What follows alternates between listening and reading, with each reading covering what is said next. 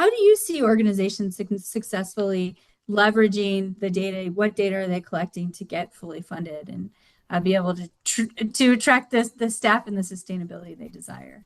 Yeah, I'm really glad you shared that story because I think it's so important to be able to easily convey to other people, what you did and the impact it had. And so normally we talk to folks about three types of data that are most important.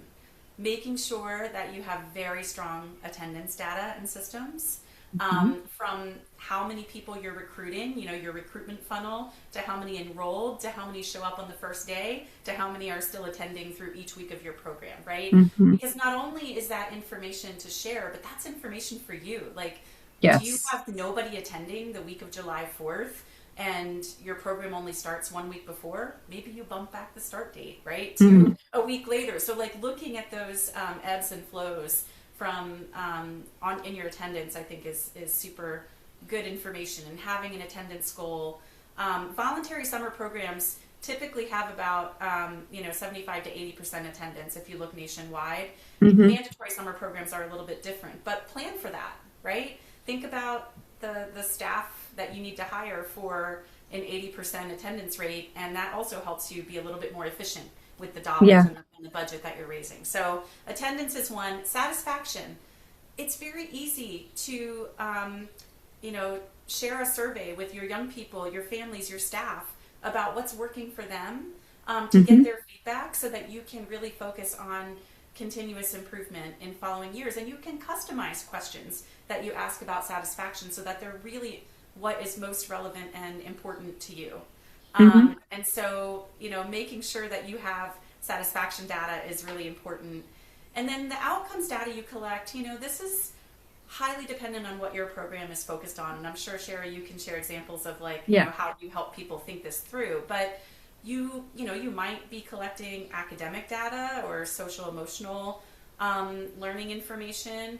You might also just be capturing things like how many new experiences did a young Mhm. person have in your program? Yeah. How was homework completion changed since someone's been coming to your after school program?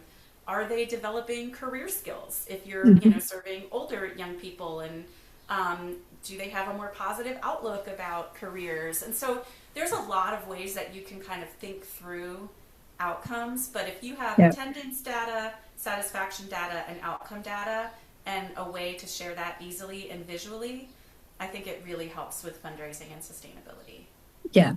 Yeah, that's awesome. And of course, I could do a webinar on this, but I'll share one metric. It's a very simple metric that we've been using with one of our collaboratives that out of school collaboratives is for all youth served. The programs can choose, the different satisfaction data, but regardless of if they're a swim program or, homework help program or career development program, one question that's been really interesting to monitor is that if young people answer, to what extent do they believe by participating in this program, they're a better version of themselves. Now, depending on age range, it's written a little differently, but I think that's, at the end of the day, that's what we all hope when we go through any sort of like whether it's professional development or personal development, or even just, going to a class at our local, arts organization. We want to be, kind of a better version than when we came in. So that's kind of an interesting global metric just to see the overall quality and impact of a program.